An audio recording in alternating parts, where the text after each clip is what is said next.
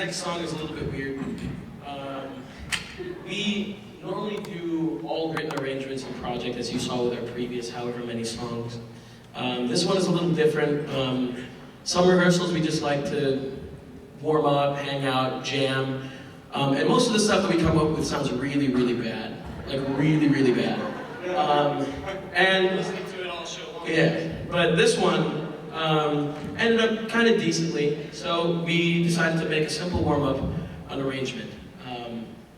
It's a simple one called Fire in the Furnace, if those of you guys like the choir know it. So let's just get it started. We're just going to build it up one at a time. Ready?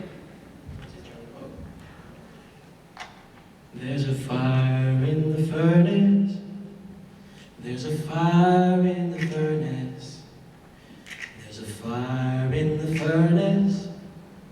And the world won't do me no harm. There's a fire in the furnace. There's a fire in the furnace. There's a fire in the furnace. And the world won't do me no harm. There's a fire in the furnace. There's a fire in the furnace. There's a fire in the furnace. And the world won't do me no harm. There's a fire